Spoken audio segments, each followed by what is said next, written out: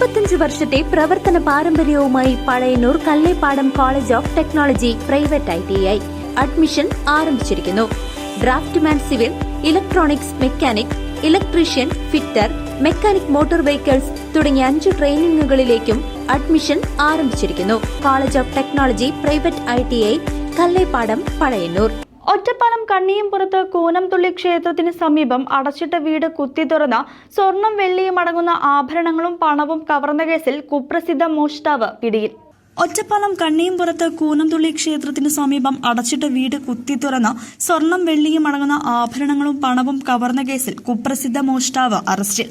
മറ്റൊരു കേസിൽ വടക്കാഞ്ചേരി പോലീസിന്റെ പിടിയിലായ കൊല്ലം ആയിത്തിൽ സ്വദേശി നബീമു എന്ന നജ്മുദ്ദീനെയാണ് ഒറ്റപ്പാലം പോലീസ് അറസ്റ്റ് ചെയ്തത്. പ്രതിയുമായി പോലീസ് തെളിവെടുപ്പ് നടത്തി.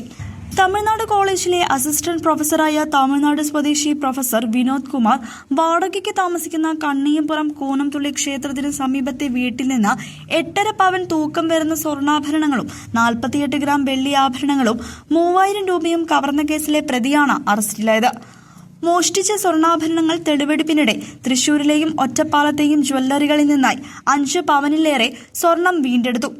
സമാനമായ മറ്റൊരു കേസിൽ വടക്കാഞ്ചേരി പോലീസിന്റെ പിടിയിലായി റിമാൻഡിൽ കഴിഞ്ഞിരുന്ന നജ്മുദ്ദീനെ കോടതി മുഖേനയാണ് അറസ്റ്റ് രേഖപ്പെടുത്തി കസ്റ്റഡിയിൽ വാങ്ങിയത്. മോഷണം നടന്ന കണ്ണിയംപുറത്തെ വീട്ടിലും ഇയാളെ തെളിവെടുപ്പിന് എത്തിച്ചു. കഴിഞ്ഞ മാർച്ച് 30-ന് തമിഴ്നാട്ടിലേക്ക് പോയ കുടുംബം ഏപ്രിൽ 10-ന് തിരിച്ചെത്തിയപ്പോഴാണ് മോഷണം ശ്രദ്ധയിൽപ്പെട്ടത്. വീടിന്റെ മുൻവാതിൽ കുത്തി തുറന്നാണ് കിടപ്പുമുറിയിൽ സൂക്ഷിച്ചിരുന്ന ആഭരണങ്ങൾ കവർന്നത്. സ്വകാര്യ നഴ്സിംഗ് കോളേജിലെ പ്രൊഫസറായിരുന്ന വിനോദ് കുമാറും കുടുംബവും ജോലി ഉപേക്ഷിച്ച് തമിഴ്നാട്ടിലേക്ക് മടങ്ങാനുള്ള ഒരുക്കത്തിനിടെയായിരുന്നു കവർച്ച.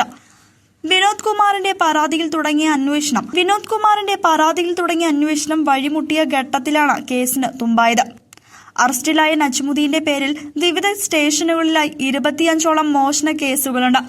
Inspector A. Ajeesh, SI M. Sunil എന്നിവരുടെ നേതൃത്വത്തിലാണ് അന്വേഷണം.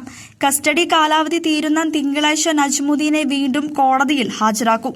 News desk CCV.